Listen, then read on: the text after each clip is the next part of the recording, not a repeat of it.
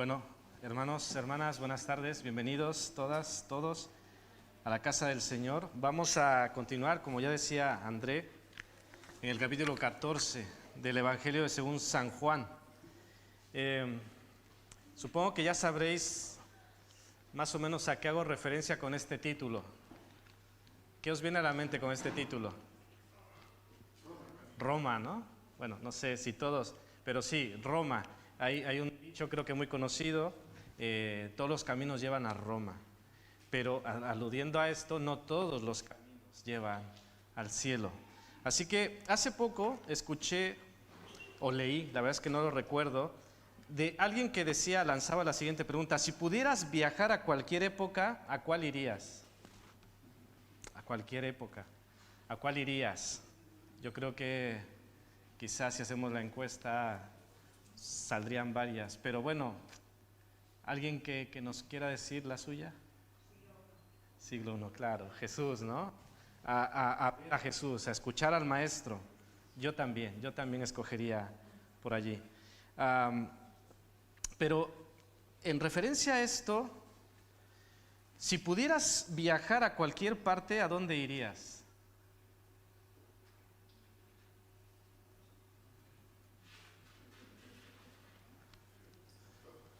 Quizá los pequeños no tendrían mucho conflicto, ¿no? Disneyland o cosas así. Pero nosotros, yo creo que si aludimos al título y al pasaje, yo creo que nuestro lugar preferido por todos sería el cielo. ¿A qué lugar podemos ir? ¿O nos gustaría ir? ¿Nos gustaría conocer? Pues el cielo. Y evidentemente respetando que alguien diga, no, yo preferiría otro sitio. Bueno, pues claro. Esto es de cada quien.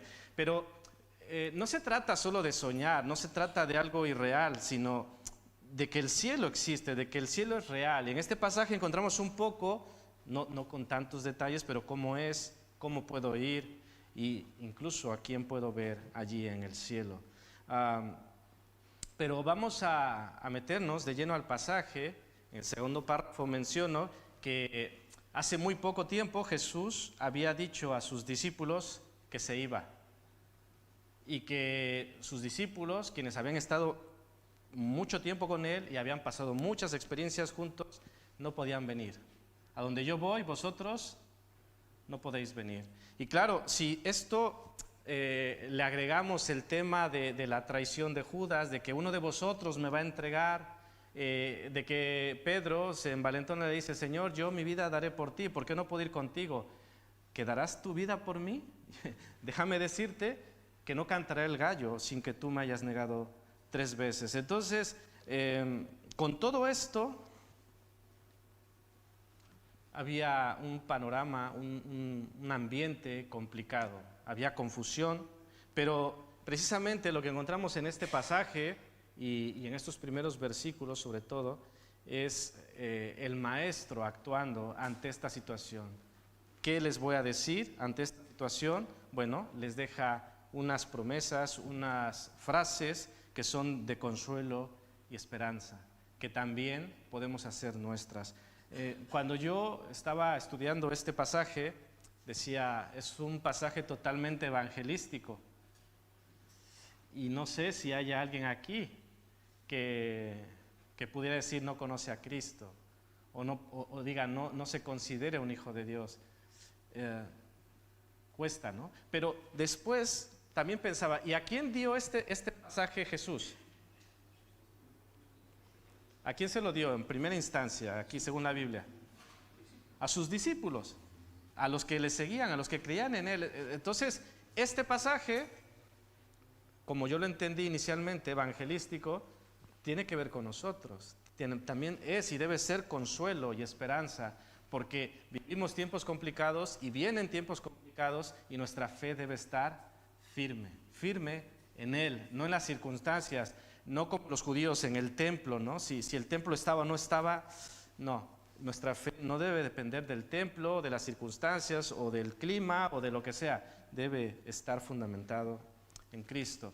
Vamos a como he entendido y he dividido lo que Jesús plantea en estos pasajes. Primeramente, Él nos promete un lugar, Él promete volver a por nosotros y este texto tan conocido y tan maravilloso, ¿no?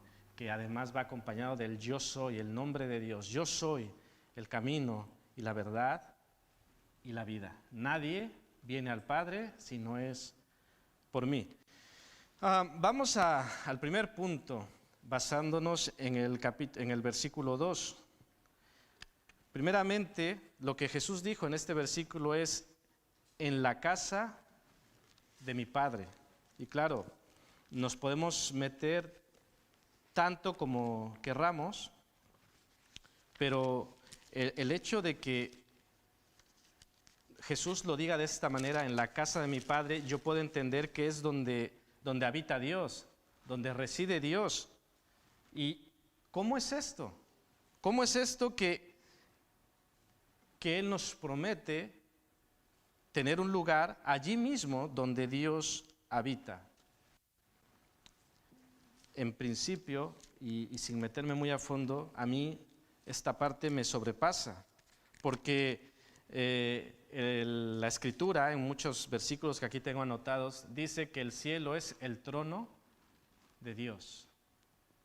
Es donde está la presencia de Dios, la gloria de Dios, el Dios todopoderoso, el Dios que es santo. ¿Y hay un lugar allí para mí? No sé, según como lo asimilemos, según como lo entendamos, según como lo veamos, puede impactarnos y debería impactarnos en gran manera. Y no perdamos de vista, el propósito y el objetivo de Jesús al decir esto a sus discípulos es que ellos tuvieran paz, tuvieran consuelo, tuvieran esperanza, su fe se afirmara por lo que ya estaban viviendo y por lo que vivirían, ¿no? Unas horas más adelante él sería arrestado, él sería maltratado, sería violentado, él sería clavado a una cruz, él sería puesto en una... No venían momentos fáciles, como tampoco vienen tiempos fáciles para nosotros. Bueno, el texto sigue diciendo que en 14:2 dice así: en la casa de mi Padre muchas moradas hay. No sé si os llame la atención el dato, muchas moradas hay. Por eso al principio decía, ¿cómo es? Bueno, en principio sabemos que es un lugar amplio, hay muchas moradas. Y algunos comentaristas entraban en detalles como el término morada, en algunas traducciones se utiliza mansiones, y esto nos empiezan ahí a complicar. Si tú te portaste bien, estarás en una mansión; si no te portaste muy bien, estarás en una casucha. No va por allí, no tiene que ver con el lujo. En sí el término utilizado es moné, del griego, koiné, moné, y tiene que ver su significado con un lugar para estar cómodamente. Otras versiones, por ejemplo la Nueva Versión Internacional, traduce aquí lo que nuestra Reina Valera dice moradas, la Nueva Versión Internacional traduce viviendas. Y la Dios habla hoy traduce lugar donde vivir. Es decir, no hemos de complicarnos, no hemos de pensar en lujos. De hecho, la mentalidad de nosotros no tiene que estar en lo material, ¿no? Voy a hacer un gran trabajo, me voy a esforzar para que mi morada sea un chalet, ¿no? O una torre, y mejor que un piso. No, eso debe estar fuera de lo que aquí se está tratando. Simplemente un lugar para nosotros, preparado por el Señor, que es el tercer punto que quiero ver en este primer punto. El énfasis que tenemos que entender en este segundo versículo es que hay un lugar y que ese lugar es para ti, y que ese lugar lo ha preparando el Señor. No sé, quizá muchos de los que estamos aquí seamos ajenos a la necesidad actual, y quizá desde hace mucho tiempo, de necesidad de vivienda, pero también sé que algunos habéis pasado y sabemos en redes sociales, en grupos, que la necesidad de vivienda es alta. No sé, ¿estáis conscientes de esto? Gente que no encuentra alquiler, estudiantes que vienen de traslado o de intercambio, y es complicado, son costosos, piden muchos requisitos.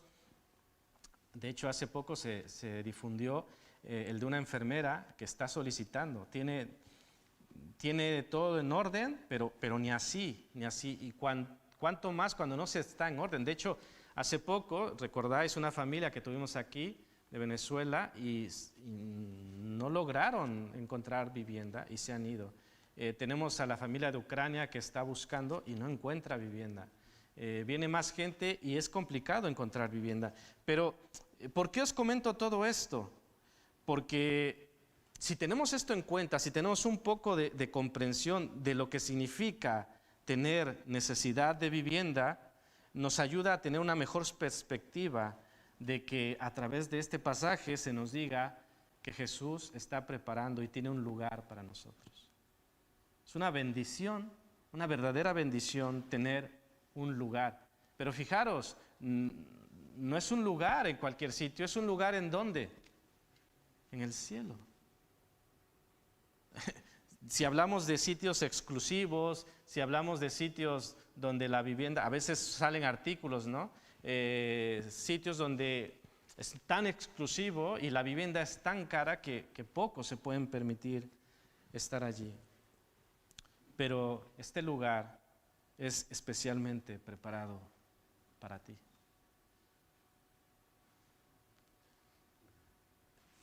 Debe impactarnos, hermanos. Es un lugar que Jesús fue a preparar para nosotros, para ti y para mí. Y yo debo decir que por la gracia de Dios, cuando nosotros vinimos aquí a España, no tuvimos que sufrir este asunto, porque en el seminario tiene habitaciones, tiene una residencia y estaba una habitación preparada para nosotros. Y fue una bendición, porque llegas a un país que no conoces, que nunca has estado, que todo es nuevo, pero que te digan, mira, este lugar ha sido preparado para ti y para tu familia, y que te encuentres con todo lo necesario. Es una verdadera bendición.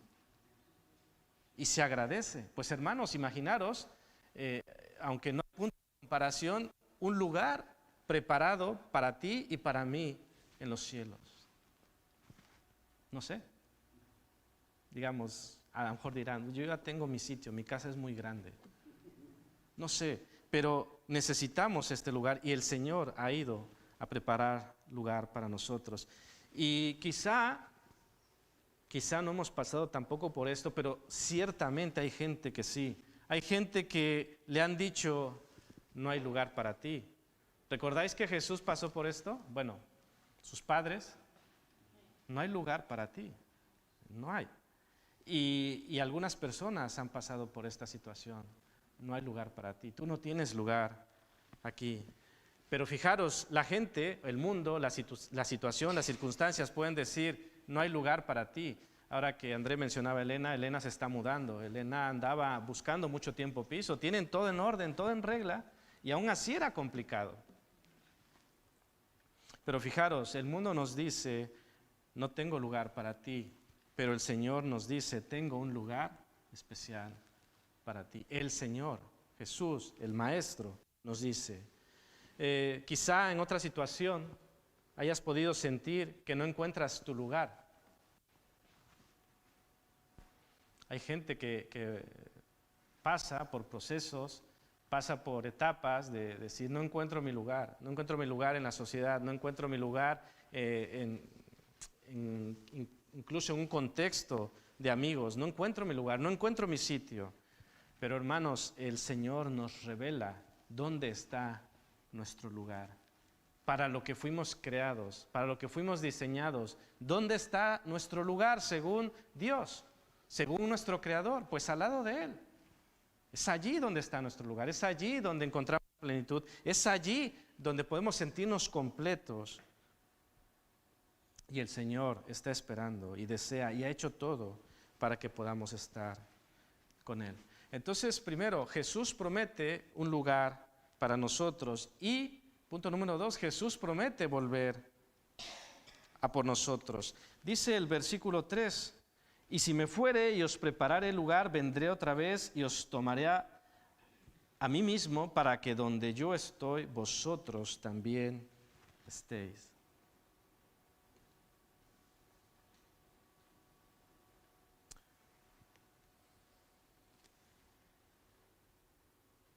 bueno, aquí no encuentro, no sé si lo leí en otra versión, que dice que va a preparar todo.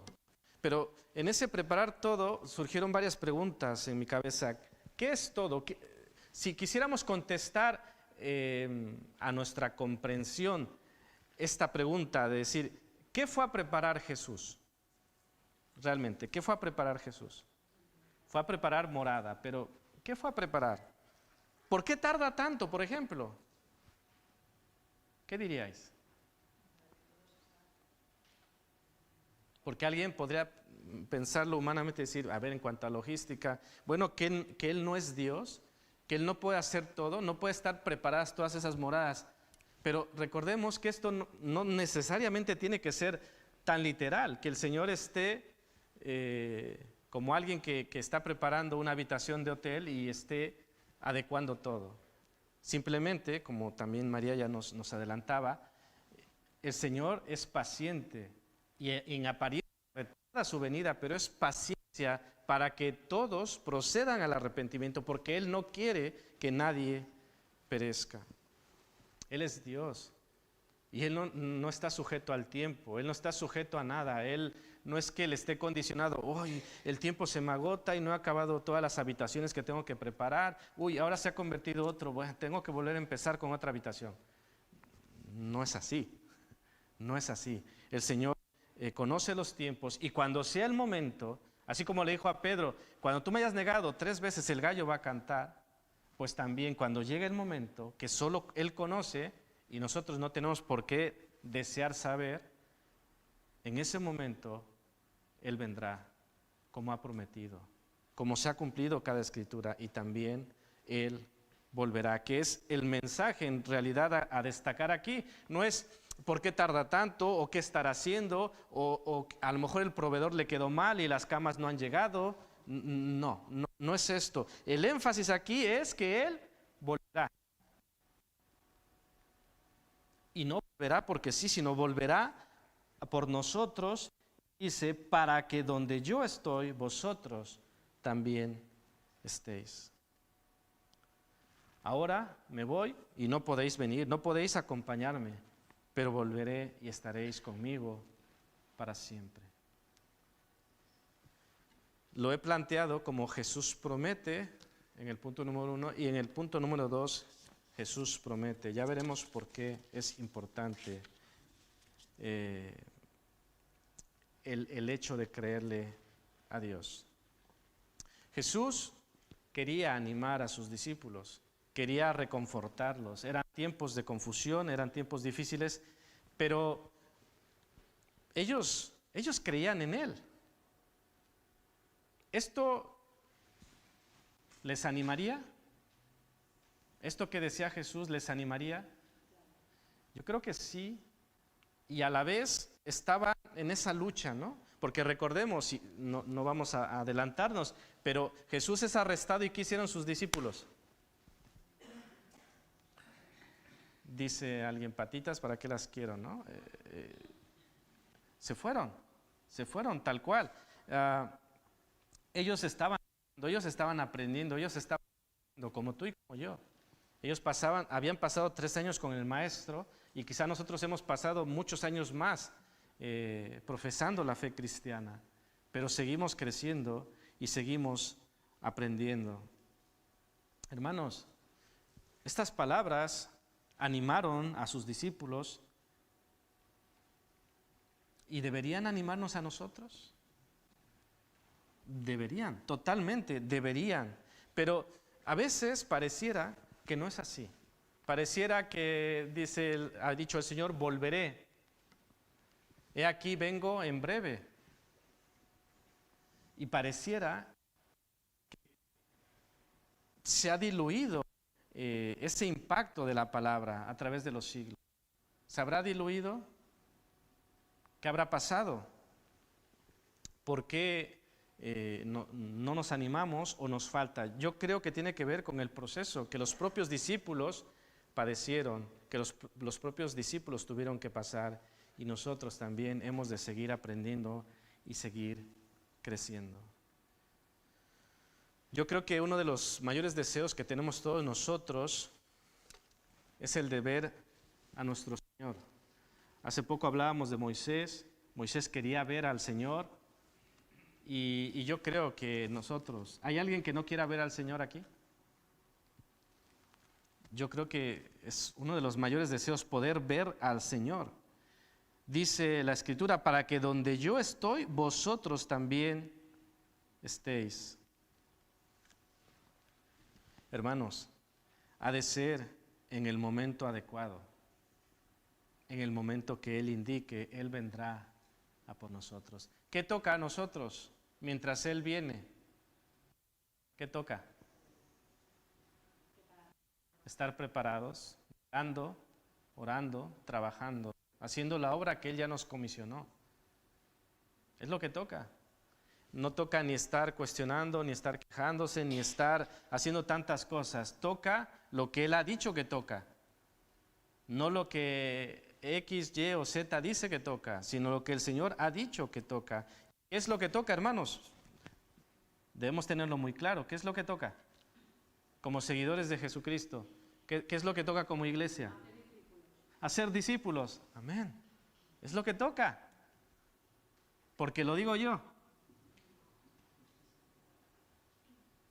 Y para ser discípulos, ¿qué hemos de hacer? Proclamar el Evangelio, prepararnos, vivir la vida del Señor, trabajar en la viña del Señor. Hay un montón de cosas que hacer en la viña del Señor para cumplir ese propósito que Él ha fijado. Pero cuando nosotros nos desviamos, cuando nosotros nos distraemos, cuando nosotros empezamos a hacer cosas que nos inventamos, que creemos, pensamos o sentimos que es lo que el Señor quiere que hagamos, nos complicamos allí. Y tristemente muchas veces en lugar de estar cumpliendo la misión, estamos estorbando la misión. Y eso nos puede pasar a todos. No quiere decir, cuidado, ya viste, esto va para ti. No, esto va para todos nosotros y para mí también, por supuesto. Y es por eso que parte de esperar al Señor es velar, es estar velando, es estar alertas, estar con la lámpara para que nos alumbre y no seamos confundidos en la oscuridad. Hermanos, como he dicho con anterioridad, nadie sabe el día ni la hora, dice Mateo 24. Y también dice Hechos 1:7, no toca a vosotros saber el tiempo o las qué, o las sazones. Muy bien. ¿Qué es lo que toca ahora a la luz de este contexto? Lo hemos dicho, pero a la luz de este contexto y de este pasaje, disfrutemos lo que el Señor nos dice, que Él tiene un lugar para ti, que volverá por nosotros y que lo hará para llevarnos a donde Él está y para que estemos con Él toda la eternidad. Eternidad, otro tema que se sale de nuestras mentes, eternidad. No sé, ¿conocéis algo en vuestras vidas? ¿Ha pasado algo eterno? No, ¿verdad? Por supuesto que no. Entonces es algo ajeno a nuestra normalidad, es algo a lo que no estamos acostumbrados. Todo está limitado por el tiempo y el espacio, ¿no? Dices, esto empieza y esto termina. Dure más, dure menos, pero tiene un comienzo, tiene un final. Pero claro, cuando el Señor nos habla en términos de eternidad, de vida eterna, se nos va, se nos sale. Pero el Señor dice que Él nos lleva para estar con Él para siempre. Vamos a continuar, ahora sacaremos algunas conclusiones, pero vayamos al versículo 6. Como ya decía, un versículo muy conocido. Decía Jesús en el versículo 4, y sabéis a dónde voy y sabéis el camino. Y en esta ocasión no es Pedro, en esta ocasión es Tomás. Dice, Señor, no sabemos a dónde vas. De hecho, razona y dice, ¿cómo vamos a saber a dónde vas si no conocemos el camino? Y este hombre, con una lógica humana, tiene razón. Si tú no conoces el camino, pues no conoces si no conoces el destino, no conoces el camino. Es lo que él razonaba y es lo que entendía. Pero ¿por qué Jesús decía, sabéis a dónde voy y sabéis el camino? Es como una contradicción. Jesús dice, ¿sabes a dónde voy y sabes el camino? Y Tomás dice, no. Y Pedro decía anteriormente, ¿a dónde vas? Es como dos posiciones totalmente distintas. ¿Quién tenía razón? Lo que preguntaba Tomás tenía sentido. Pero recordemos que Jesús haya dicho lo que dijo, que ellos conocían el camino y sabían a dónde iba. Él, en los primeros versículos, él ya había dicho que iba a dónde. Iba al Padre. Voy a la casa de mi Padre. Muchas moradas hay. Él ya había dicho entre líneas que iba al cielo. Y además, Jesús ya venía anticipando en Juan 12:7, cuando es ungido, dice que le habían ungido para su sepultura. Había anunciado 12:23 que la hora para ser glorificado había llegado. Quizá no era muy directo, muy claro, pero él daba señales de lo que venía. Y aunque Juan no lo menciona, los otros evangelios, sobre todo Mateo y Lucas, sí mencionan que Jesús hasta 3 veces anunció su muerte y su resurrección.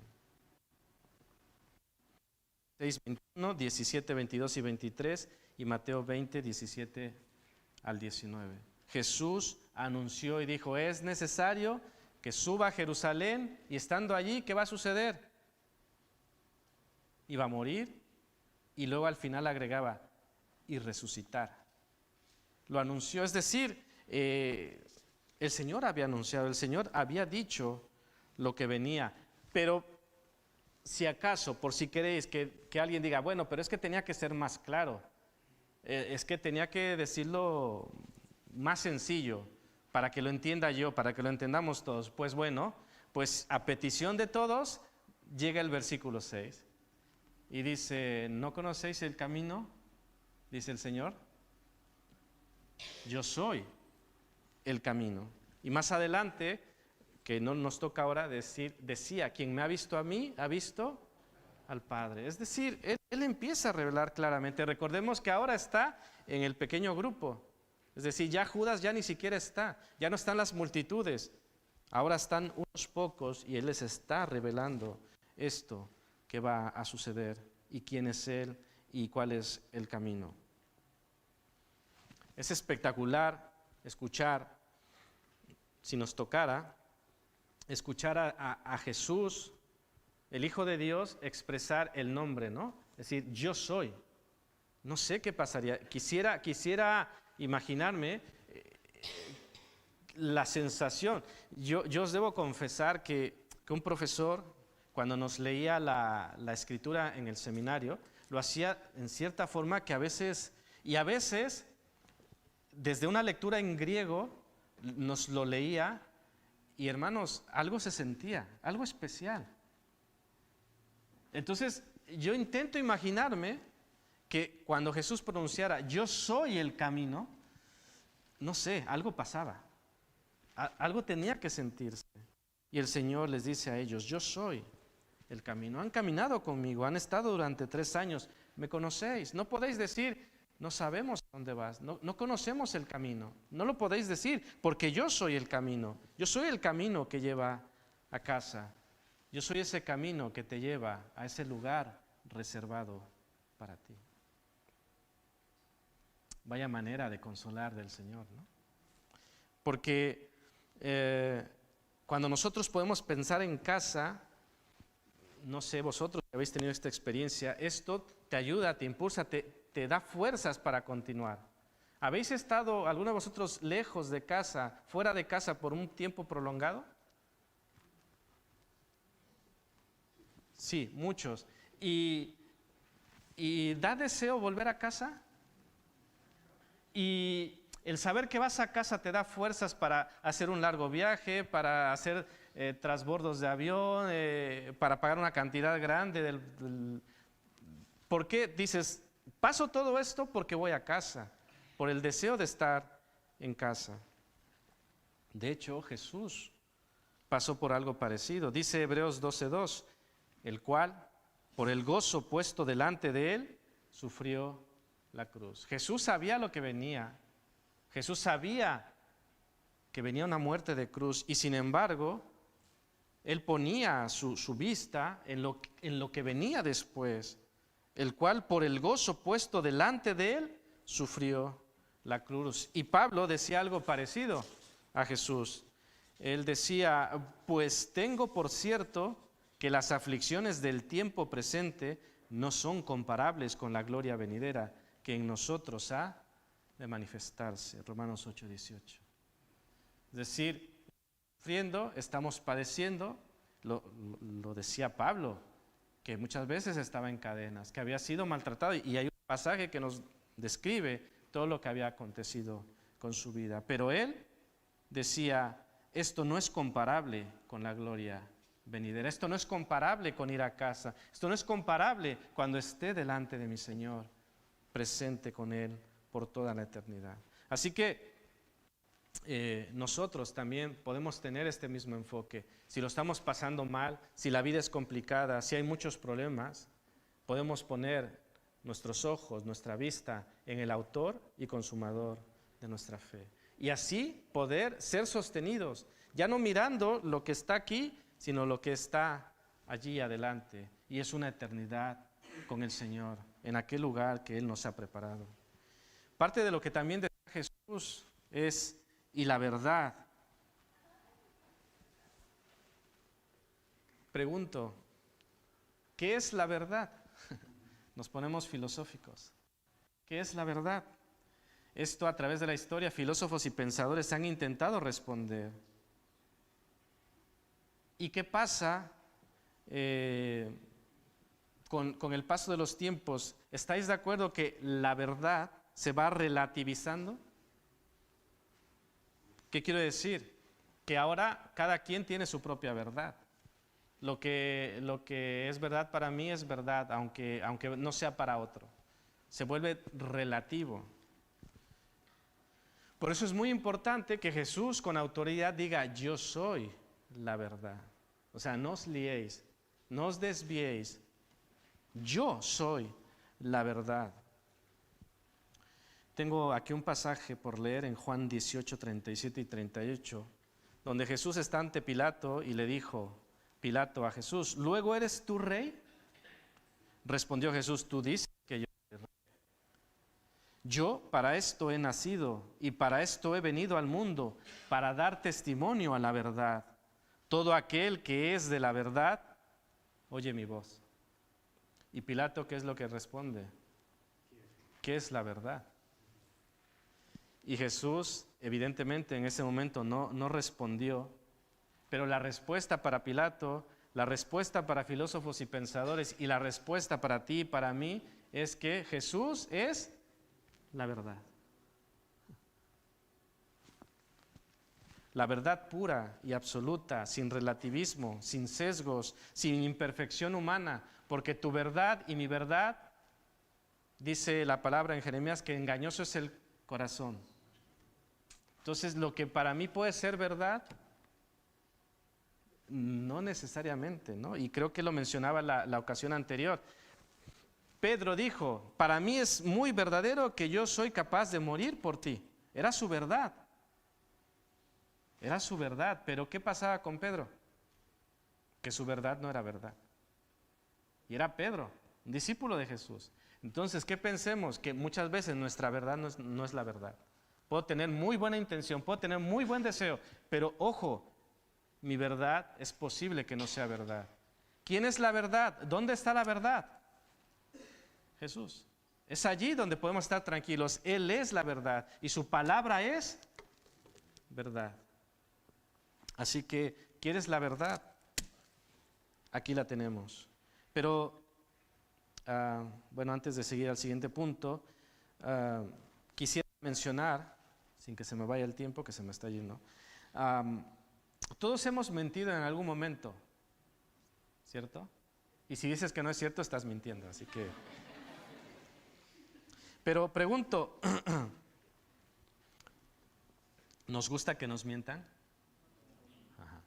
Mentir sí, ¿no? A veces se justifica y es necesario. No me malinterpretéis, no estoy diciendo que se haga, no. Pero así muchas veces lo entendemos. Pero evidentemente cuando nos mienten, No, ahí ya no, ahí no está bien, ahí no debió pasar. Podemos decir que en general y en condiciones normales nos gusta lo verdadero, nos gusta lo auténtico. Así que si buscamos algo verdadero, ese es Jesús. Y ¿sabes qué es lo más maravilloso? Porque decía, si buscas algo verdadero, lo más maravilloso que verdadero, el que es la verdad, Él ya vino a buscarte. No necesitas buscarlo, Él ya vino a buscarte. Él te está buscando, Él está esperando. Él está allí para que abras la puerta. Él tiene ese lugar para ti. Simplemente quiere que le digas, entra, Señor, entra. Deseo que tú vengas a morar a mi vida, a reinar a mi vida y a salvarme de la perdición. Y Jesús no terminó allí, después dijo, y la vida. No sé si habéis escuchado expresiones como, esto es vida. O en condiciones contrarias, esto no es vida. Y podríamos preguntar, bueno, y luego entonces, ¿qué es la vida? ¿O qué es vida? Bueno, Jesús en Juan 11 dice, yo soy la resurrección y la vida. El que cree en mí, aunque esté muerto, vivirá. La verdadera vida, no el que puede decir esto es vida, esto sí que es vida, no. Lo que sí es vida es Jesús. Y solamente Él puede darnos la verdadera vida. La verdadera vida la da el verdadero y único Dios, el verdadero y único autor de la vida. Os leo unos versículos. Juan 6, 32 y 33 dice, y Jesús les dijo, de cierto os digo, no os dio Moisés el pan del cielo, mas mi Padre os da el verdadero pan del cielo, porque el pan de Dios es aquel que descendió del cielo y da vida al mundo. ¿Quién da vida al mundo? El pan del cielo. Y en referencia a este pasaje, ¿quién es el pan del cielo?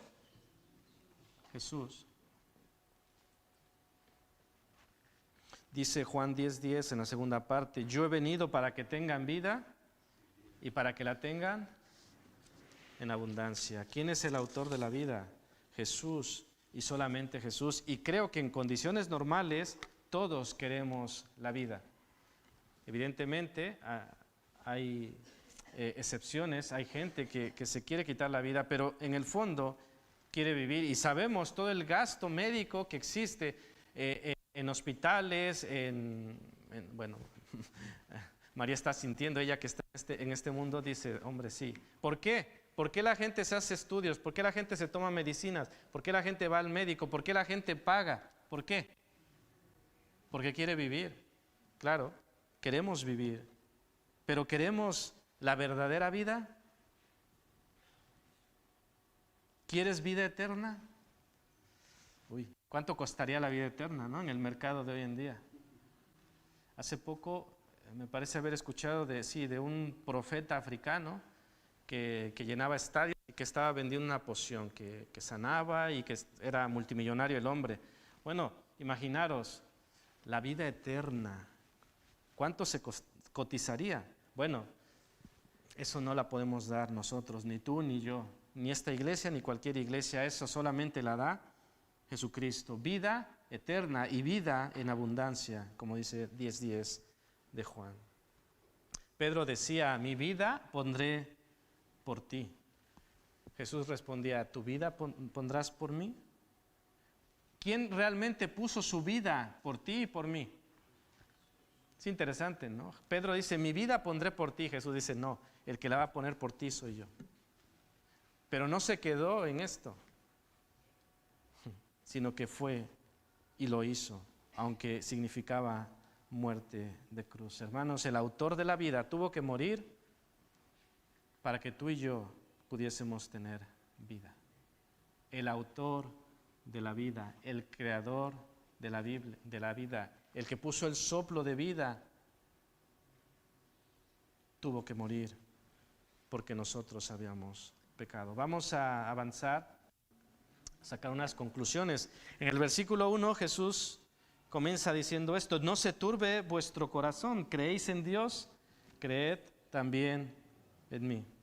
Hermanos, hemos analizado un poco el contexto. Pregunto, ¿había razones para tanta confusión y turbación con lo que estaba pasando con los discípulos, la negación, la entrega, que querían matar a Jesús, que Jesús dijo, me voy? ¿Había razones para que hubiese confusión? Yo creo que sí, no sé. La situación no era sencilla. De hecho, Jesús, porque quiero que pensemos en esa expresión, no se turbe vuestro corazón, decía Jesús. Pero Jesús mismo se había estremecido en varias ocasiones. Cuando fue a la tumba de Lázaro, ¿qué hizo Jesús? Lloró y se estremeció, dice la Escritura, en 11:33.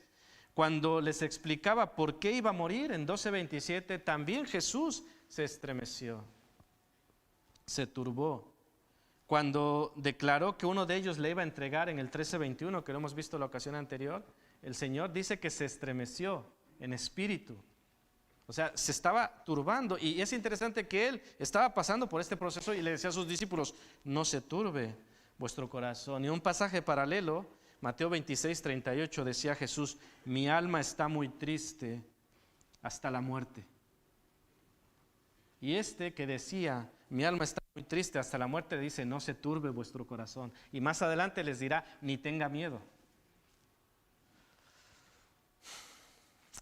Es el buen pastor que estaba poniendo su vida por sus discípulos y que afrontaba la cruz y que decía, no se turbe vuestro corazón.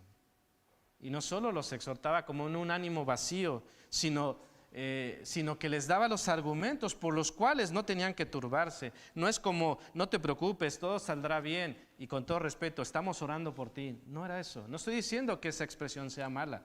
Solo estoy diciendo que el Señor va más allá y Él realmente estaba haciendo una obra perfecta para que ellos no tuvieran por qué turbarse, no tuvieran por qué preocuparse.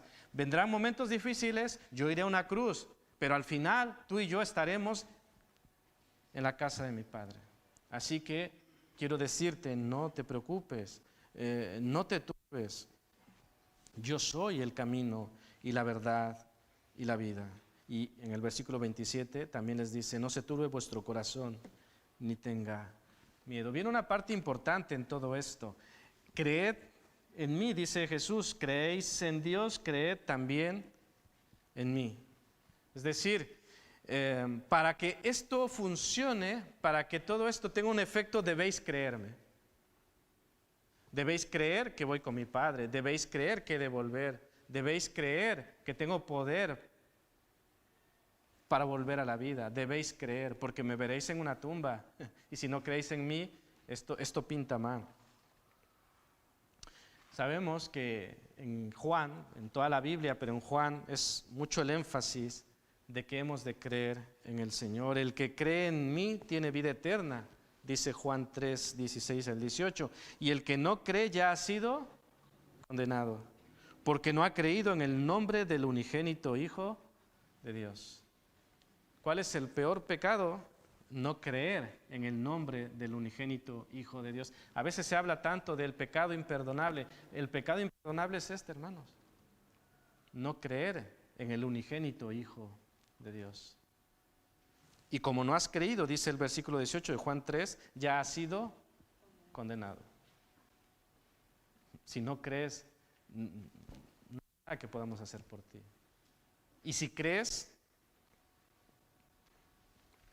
tienes vida eterna. Maravilloso, ¿no? Pequeño gran cambio entre creer y no creer. Pero no perdamos de vista que este creer va más allá. No es como creo en los santos reyes o creo en los extraterrestres. No es ese creer. Es un creer que va más allá. Creer es tener un encuentro con Él. Creer es dejarlo todo y seguirle. Cuando pasaba por aquí, pensaba en Saulo de Tarso, que iba en dirección a Damasco a perseguir cristianos. ¿Y cómo regresó? Predicando a Cristo. ¿Por qué? Porque se tuvo un encuentro con el Señor. Ese es creer. Tener ese encuentro con Jesús. Y nuestra vida llevaba un rumbo y ahora íbamos a Damasco a perseguir y regresamos proclamando el Evangelio. Esa es la conversión. 180 grados. Íbamos hacia el camino de muerte, Cristo apareció en nuestras vidas, creímos en Él y ahora nuestro destino, nuestro camino es hacia la eternidad con nuestro Señor. Quiero terminar con el tercer punto que vemos allí, un camino, y haciendo alusión al título, no todos los caminos llevan al cielo, y también debemos decir esta gran verdad, no todo mundo irá al cielo, no todos irán al cielo. ¿Quiénes irán al cielo, hermanos?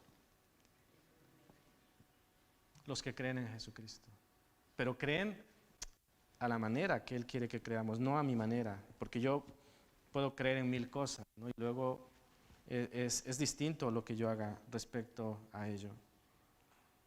Hermanos, este tema es tan importante que Jesús no se queda, en la mañana decía con los jóvenes, hay tensiones teológicas, hay temas que son complicados, pero luego hay temas que son tan importantes que el Señor no deja lugar a dudas, los deja muy claros. Y uno de estos temas que deja en claro es que hay un solo camino. Os leo algunos versículos que respaldan esta idea. Dice Hechos 4, 11 y 12. Este Jesús es la piedra reprobada por vosotros los edificadores, la cual ha venido a ser cabeza del ángulo. Dice así, versículo 12, y en ninguno otro hay salvación, porque no hay otro nombre bajo el cielo dado a los hombres en que podamos ser salvos. Hermanos, ¿esto es claro? Yo creo que no necesitamos estudiar un curso muy sofisticado para entender que en ningún otro hay salvación. Dice 1 Timoteo 2:5, porque hay un solo Dios y hay un solo mediador. Hay un solo mediador entre Dios y los hombres. ¿Quién es este mediador? Jesucristo, hombre. ¿Claro? Yo creo que sí. Y en Juan 14:6, en la parte final, dice, nadie viene al Padre, sino por mí. ¿Y qué? ¿Nadie es qué? Nadie, claro. Bueno, unos cuantos, no, nadie. Nadie viene al Padre, sino por mí. Ojo, hermanos, nadie, solamente por Jesucristo. Y cierro estas citas en Efesios 2, 8 y 9, que está hablando de Jesús, en Efesios 2, y dice, porque por gracia sois salvos por medio de la fe. ¿En quién? En Jesús. Y esto no es de vosotros, pues es don de Dios. Y dice el versículo 9, no por obras, no os confundáis. La salvación no es por obras. ¿Para qué? Para que nadie se gloríe. Así que, hermanos, la salvación no es por obras. No se trata de ceremonias religiosas, no se trata de ofrendas generosas, no se trata de que hoy me porté muy bien. La salvación es únicamente por fe en Jesucristo. No hay más. No tenemos que buscar más. Hay un solo camino y ese camino es Jesucristo. Y también dice la Escritura, 2 Corintios 6:2, que, bueno, parafraseándolo, dice que ahora, hoy es el tiempo aceptable. He aquí el día de salvación.